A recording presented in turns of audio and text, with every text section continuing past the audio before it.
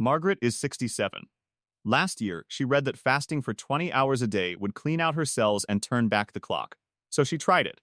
2 weeks in, she was dizzy on the stairs. She was cranky, cold all the time, and when she finally got a body scan, she'd lost muscle, not fat. Her doctor's exact words were, "You didn't fix anything. You just made yourself frailer." Here's what nobody told Margaret. For people over 60, the extreme version of fasting that works so well on 25-year-olds on YouTube can actually backfire. A massive new study tracking over 33,000 American adults found that the shortest eating windows were tied to a 30% higher risk of death in older adults, a risk that simply didn't show up in younger people. So if starving yourself isn't the answer, what is? It turns out there's one specific eating window that keeps the cellular cleanup process called autophagy running without the muscle loss, the dizziness, or the health risks. And by the end of this video, I'm going to walk you through the 5 things that actually move the needle on autophagy after 60. Counting down to the one backed by the strongest human data we have. Quick science, no jargon overload. Autophagy is your body's cellular recycling program. It's Greek for self-eating, and it's how your cells clear out damaged, worn-out parts so healthier ones can take their place. The problem is, autophagy naturally slows down as we age. Right around the same time, it becomes more important than ever for preventing muscle loss, brain fog, and chronic inflammation. Everything I'm about to share comes from actual published research, a peer-reviewed trial in the journal Geroscience, data from the CDDC's National Health and Nutrition Examination Survey, work out of Cedars-Sinai's Molecular Cardiobiology Lab, and clinical pilot studies specifically done on adults over 65. I'll tell you exactly where each number comes from, so you can look it up yourself. No guessing, no, trust me. Let's start at number 5. Number 5, coffee and tea, a small assist, not a cheat code.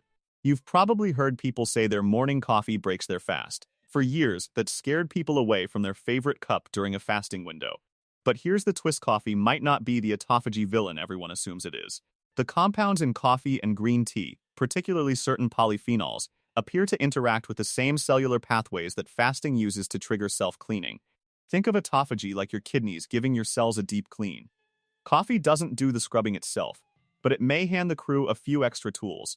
Laboratory studies in animal models have shown that coffee compounds can activate autophagy-related pathways in various tissues, rather than shutting the process down the way sugar or a heavy meal would.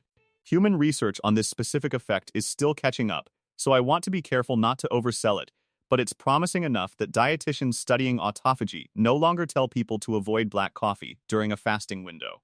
Coffee and unsweetened tea contain essentially 0 calories, so they don't spike insulin the way food does, and insulin is the hormone that tells your cells to stop recycling and start storing.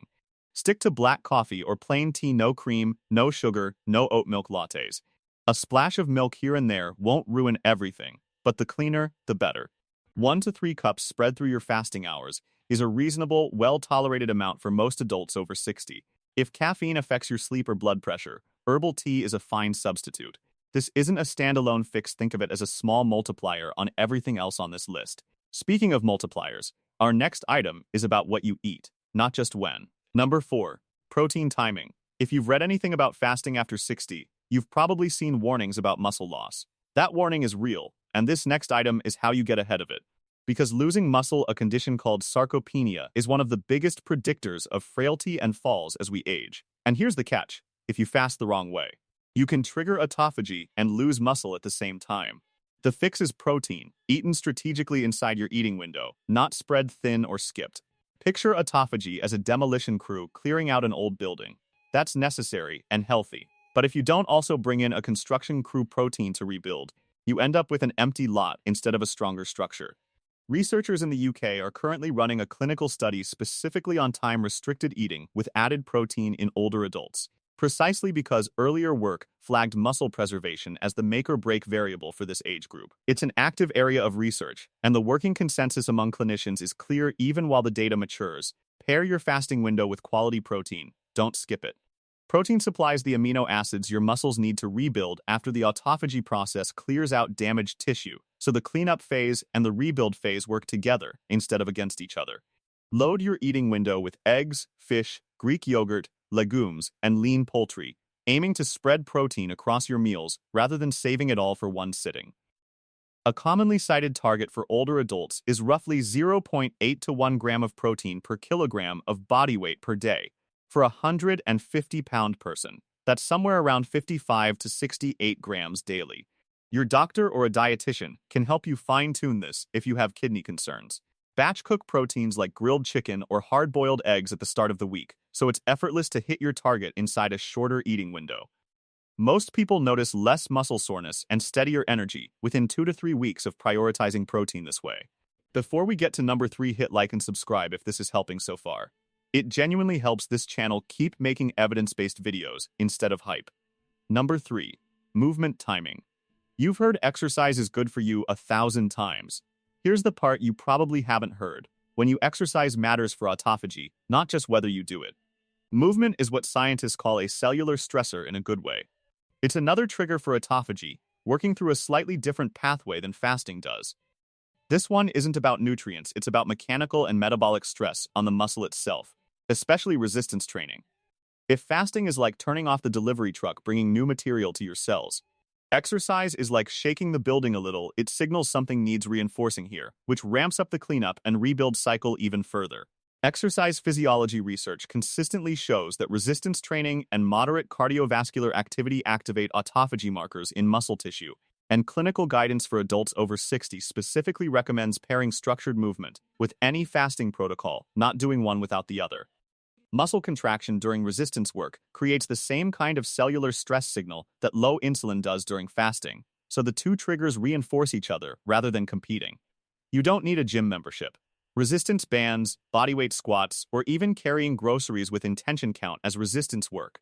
2 to 3 sessions per week of strength-focused movement, plus a daily brisk walk of around 30 minutes, is the combination most consistently recommended for this age group. Time your workout toward the end of your fasting window. When possible, you'll get the metabolic benefit of low insulin and the muscle-building benefit of eating protein right afterward. Number 2. The gentle 12-14-hour window. Remember Margaret from the start of this video, with her 20-hour fasts? This is exactly where she went wrong. Extreme, aggressive fasting windows aren't just uncomfortable for people over 60. Some clinicians now consider them genuinely risky without close medical supervision, especially for anyone on blood sugar medication, anyone frail, or anyone with a history of disordered eating. The fix isn't more discipline. It's a gentler, more sustainable window, something in the 12 to 14-hour range. Think of it like exercise intensity. You wouldn't tell a 67-year-old beginner to run a marathon on day 1. The same logic applies to fasting. You build tolerance gradually, instead of jumping to the extreme version. Physician-reviewed guidance on fasting after 50 consistently recommends starting with gentle 12 to 14-hour windows rather than the aggressive 16, 18, or 20-hour protocols that dominate social media, precisely because the risk-benefit balance shifts with age. A 12 to 14-hour overnight fast is long enough to lower insulin and begin nudging autophagy upward, but short enough that it doesn't create the chronic stress hormone spikes and appetite disruption that longer fasts can cause in older bodies. In practice, this often just means finishing dinner by 7 p.m. and not eating again until 7 or 8 the next morning. No dramatic schedule change required. Start there for 2 to 4 weeks before even considering anything longer. And only extend the window if you feel genuinely good, more energy, stable mood, no dizziness. Most people adjust within the first week, with the biggest complaint being mild hunger in the first few mornings, which typically fades. But here's the twist that surprised even the researchers studying this: going shorter than this window doesn't make things better. It can make things worse. And that's exactly what the number 1, most well-supported finding in this whole video is about. Number 1. The 11-12-hour window. If there's one number to remember from this entire video, it's this one. In 2025, researchers published a study in the journal Aging Cell that looked at over 33,000 American adults. Using National Health Survey data linked to actual mortality records, meaning they tracked who lived and who didn't based on how long their daily eating window was. What they found wasn't a straight line where shorter is always better. It was a U-shape. The sweet spot, the eating window associated with the lowest risk of death, was around 11 to 12 hours a day. Picture a bridge with a speed limit. Drive too fast, you're in danger. But here's what surprises people: drive too slow, and you're also increasing risk, because you're disrupting traffic flow behind you. Eating windows work the same way for your body's systems. Too short, and you're not giving your body the stability it needs. Too long, and you're not giving autophagy the trigger it needs. 11 to 12 hours is the speed limit that keeps everything moving safely.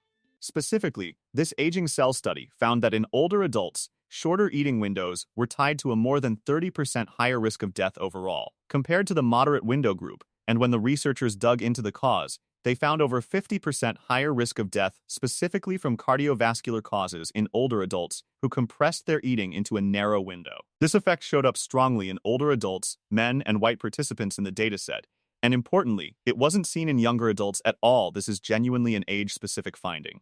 Separately, a randomized controlled trial published in the journal Geroscience directly measured autophagy activity in human immune cells before and after a structured fasting mimicking protocol, and found that markers of cellular cleanup remained elevated even 2 days after the eating pattern ended. Some of the first direct human evidence, not just animal data, that these gentler approaches genuinely engage the autophagy pathway. Here's why the sweet spot works. An 11 to 12-hour window is long enough to create a meaningful nightly dip in insulin, the hormone that has to drop for autophagy to switch on, while still leaving enough time in the day for stable blood sugar, consistent energy, and enough eating opportunities to hit your protein target. Dr. Roberta Gottlieb, director of molecular cardiobiology at the Cedars-Sinai Smith-Heart Institute, who studies autophagy directly in her lab, points out that a lot of this process is already happening while you sleep, because that's naturally when you're fasting anyway.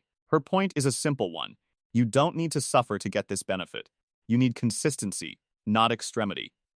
Here's how to actually build this window.